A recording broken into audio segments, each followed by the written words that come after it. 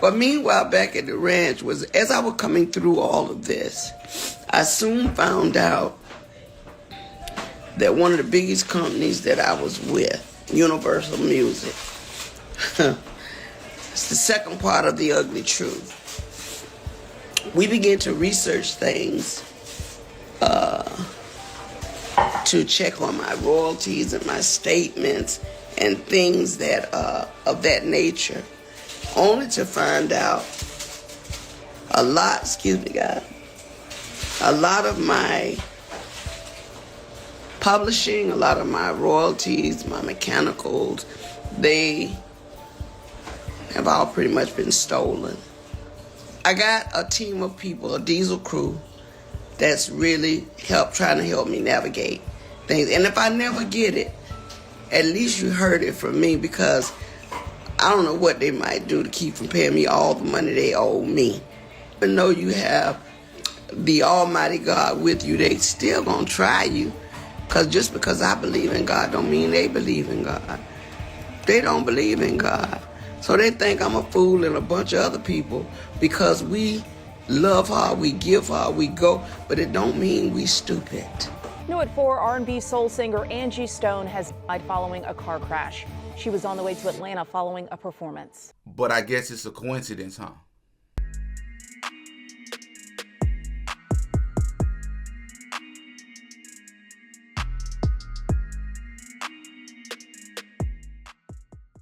Oh yeah, Diddy got a podcast.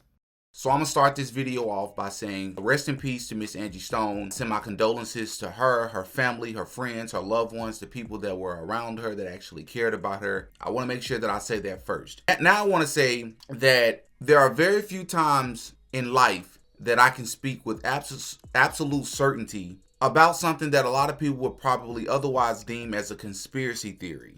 And what just happened to Miss Angie Stone, even though it's super early and it just happened, I'm willing to go out on a limb, and I am thinking about her family and her loved ones when I say this, so I'm trying to be extremely sensitive surrounding the situation. I'm willing to say that I 100% believe that there was foul play here. You said, well, it was a car accident. Well, we're going to get into all of that because it's being reported that in the early morning hours of March 1st, 2025, Miss Angie Stone and her band were on their way back from Alabama, a show that they had in Alabama, headed back to Atlanta when it's being reported that sometime around maybe 4-5 o'clock in the morning, the Sprinter van, I guess, tumbled over and was eventually hit by a big rig. Now, we're going to get into all of that because there's a lot of things that just don't make sense when you look at the skid marks, which is far after they're saying the point of impact. If you're looking at where the vehicle was hit at, obviously they were hit from the right side, which means more than likely they were in the right lane, which means the big rig was in the fast lane. But the biggest red flag was that they're reporting that there were 10 people in the vehicle and Miss Angie was the only one that passed away. I'm going to say that again. Miss Angie Stone was the only one that passed away. Now, I'm not going to just assume that a lot of you all have already seen the live that a lot of people have been talking about, but we're going to go over and we're going to take a listen to what Miss Angie Stone said back in December, because a lot of people have been misreporting and said that she actually put this live out just days before. It wasn't just a few days ago. Doesn't take away from how it's still very suspicious that she said all these things and exposed the music industry, which, ironic enough, that was the last video I just made talking about hip hop, the origins of hip hop, and how, I'm not saying things are perfect, but how things have gotten drastically better for Black Americans, yet the lyrics in our music has gotten drastically worse when it comes to hip hop. Make that make sense. And what makes things even more weird is that I literally have a series on this channel called More Than a Coincidence. And it's the story like this with Miss Angie Stone that literally speaks to why I named that series More Than a Coincidence. Because time and time again in the music industry, we religiously, consistently see over and over and over again situations that line up, and it's just so many coincidences that happen along the way. You're like, is that a coincidence? No, I'm done believing in coincidences. There was foul play here. But we're going to go and take a listen to what Miss Angie Stone had to say. And please, this is what I want you all to do. As we listen to what this woman said and what she exposed, pay close attention to how distressed she seemed in this video, how very careful she was with her words, and how you can clearly tell that this was something that she had been holding close to her heart, which she literally said out loud that this is something that she hasn't told very many people in her life. So she exposed the music industry, she exposed the record labels, how they've been stealing her money, and how she doesn't put it past them as to how far they will go or to what length they will go to avoid having to pay her the money, the millions of dollars that they've stolen for her. Before we go over and listen to the video, hit that like button, subscribe to the channel. It helps with the algorithm. I really, really appreciate you. Let's take a listen. So before I go into just, what I experienced, what I went through, I want to let you guys know I almost didn't make it through this process because it was something that just kind of hit me. It was a day or so before I was scheduled to fly out to Detroit, and I was very excited. All the tickets were bought, the hotels were paid for, the band was ready to go, and then I got hit with this crazy news, and it kind of threw me for a loop. So I figured I better share it with you all, and you can pass it on because it has been one heck of a ride. This last month, the enemy was trying to take me out. He was really trying to take me out, and okay, I'm gonna wait till we get those 50, 60. We had 51. Let me see, can I get 70 to 100 people in the room right now before I reveal some very, very interesting information. And it is like a double-edged sword because I'm going to tell you one thing, and then I'm going to get to the worst thing that could possibly happen to any artist after 45 to 50 years in the business. The worst thing that could happen.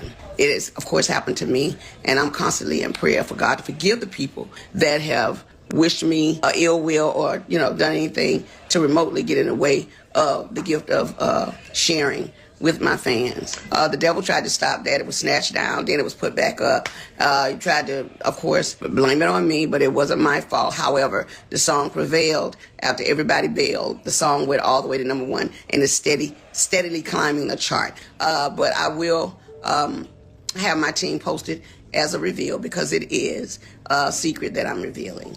But the latter part of the conversation is really, really crazy. TikTok page. Anyway, what happened 2 days before my show? Whew, but God, I'm trying to keep from crying because the devil was very, very, very particular in targeting me. But anyway, I was rushed to the hospital because I wasn't breathing so well. Came to find out I had what was a bacterial blood infection that I had gotten when they stuck me with the needle. It had went into my bloodstream and caused a staph infection of the blood. Now, I didn't have a clue that there was a blood infection until they rushed me into ICU.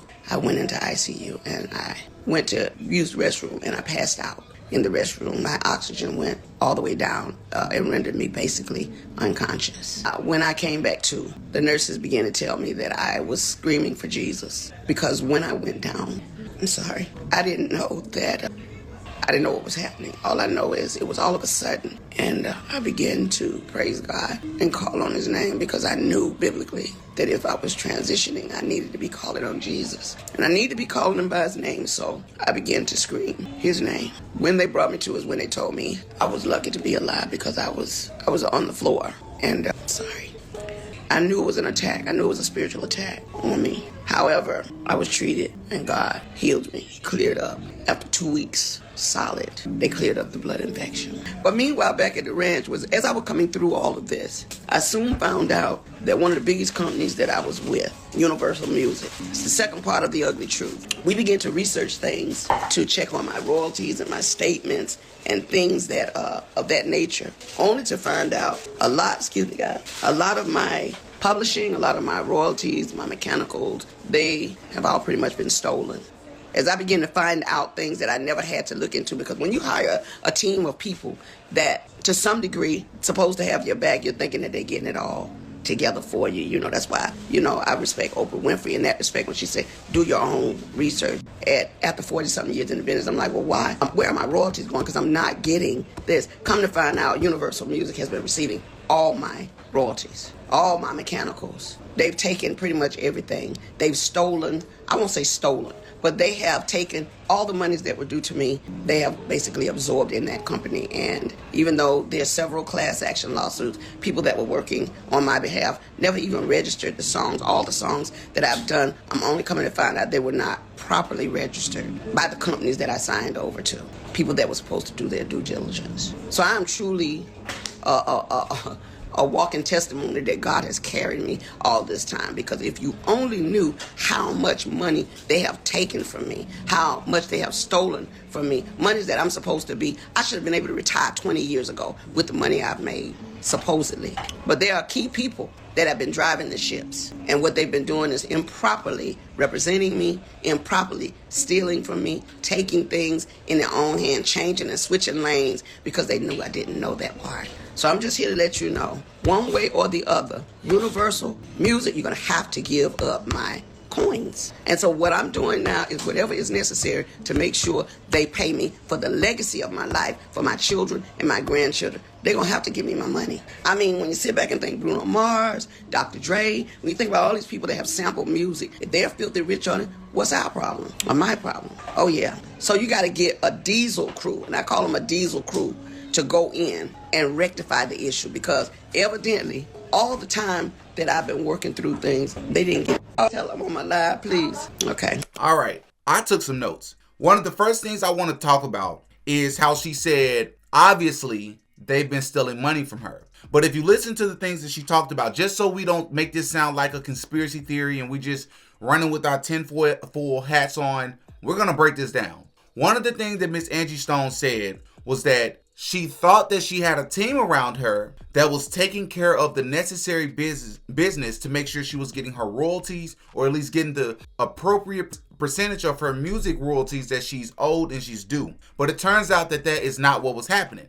Now, why is this important? Because many times in the music industry that we talked about several times on this channel, what tends to happen? One, when we've heard many times over the years that artists will sign to a record label. And a lot of times those artists will be given an attorney by the record label. You say, what's wrong with that? The problem with that is, typically speaking, and by typically I mean 100% of the time, when you get an attorney, they're supposed to have your best interests at heart, right? But when artists sign to record labels and they are given these attorneys have a conflict of interest, because they not only have the artist's best interest in mind, but they're also at the same time having the record label's best interest at heart, whether they're willing to tell you that or not. That's the truth. Why is that important? Because a lot of times the people that's around these artists are not really for these artists. They've been sent to them, or they've been appointed to them or assigned to them by the record label. And I personally believe what typically happens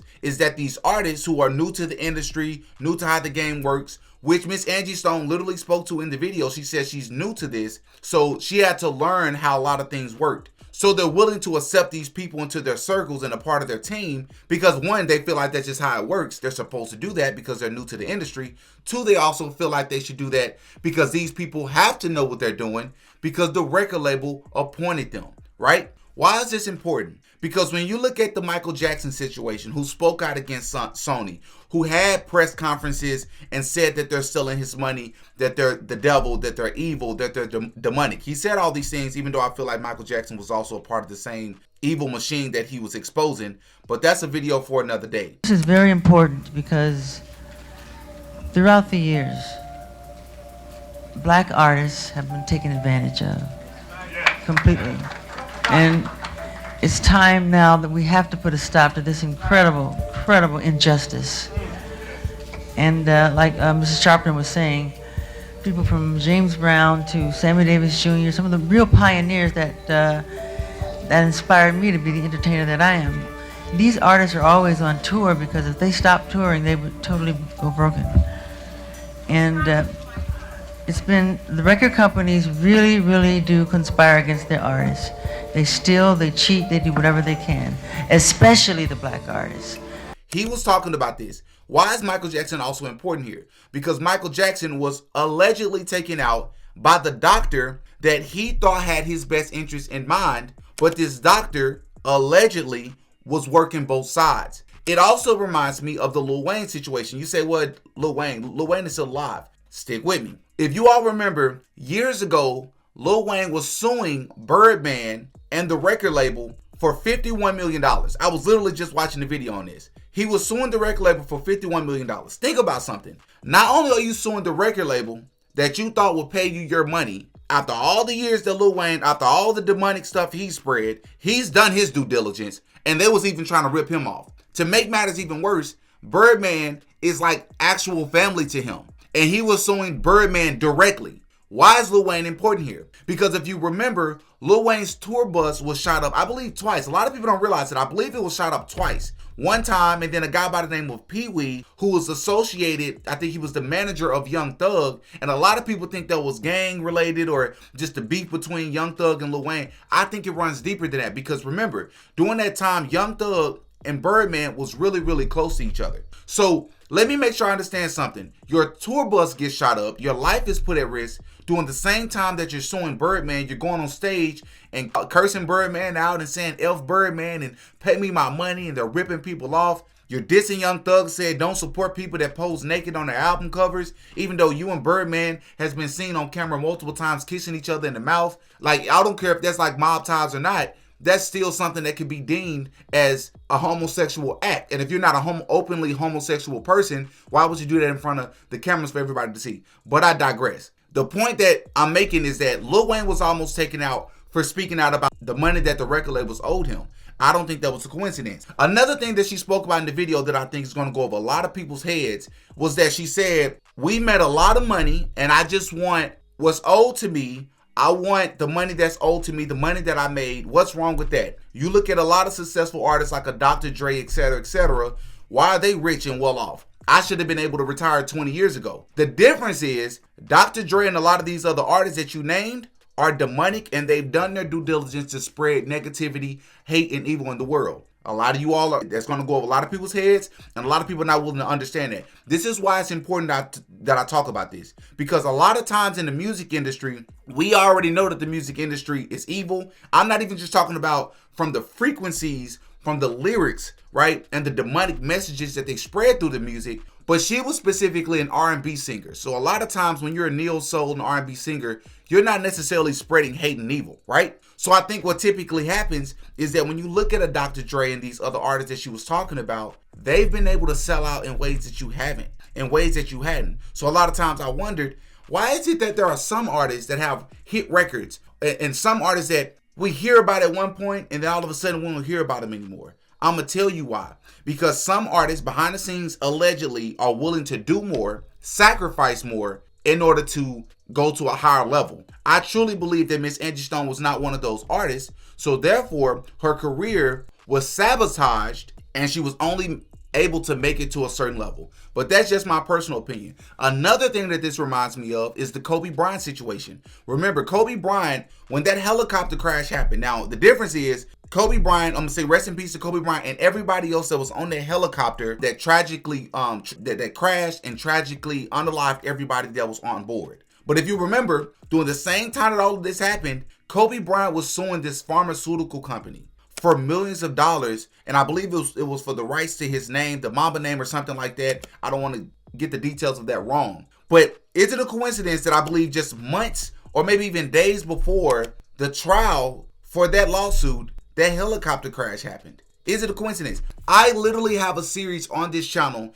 that's called More Than a Coincidence, as I said at the beginning of the video. Is it a coincidence that just not even 2.5 months after this lady spoke about the money that was stolen from her, all of a sudden she's driving back from Alabama, there's 10 people on board Sprinter van, all of a sudden there's a crash that happens, she's in the crash, everybody else survives, and I'm glad everybody else survived. But is it not a red flag that she's the only one that didn't survive? And not to mention, Miss Angie Stone has a son by the name of Michael. And his birthday apparently was on March 28th. So literally just hours before Miss Angie Stone tragically passed away, it was her son's birthday. And on Instagram, this is what he posted. 28 on 28th. 28 years for Saturn to cycle around the sun. 28 GS to make it a whole thing. Saturn year. So this is very interesting because as we've talked about once again on this channel, Saturn worship in the music industry is a heavy thing.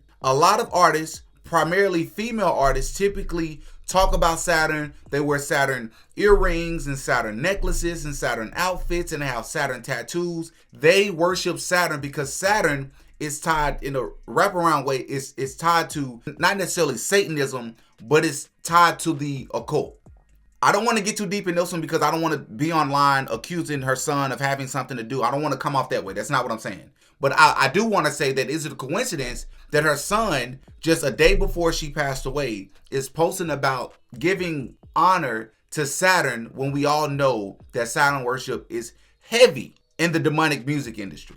What I'm afraid is going to happen is a lot of people are not going to be able or willing to accept a lot of basic facts. And the basic facts is, historically speaking, over the years, there have been several artists and musicians that have spoken out against the music industry, exposed things about the music industry, and just days after, months after, or maybe even a year or two after, all of a sudden, they've tragically passed away from suicide or some unexplained car accidents. Like, it reminds me of the guy Paul Walker from the Fast and Furious series. I don't know if he was in the midst of suing anybody or anything like that or leaving the franchise. I don't know. But I remember when a lot of those things happened, there were a lot of reports of people that was saying, hey, listen, we have reason to believe that some of these vehicles are remote controlled. And we all know that vehicles have chips in them. And I don't want to get too far down the rabbit hole, but I really believe a lot of times, man, there's a lot of other stuff going on. And we have vehicles in 2025 that can literally drive themselves. So why is it so hard for some people to believe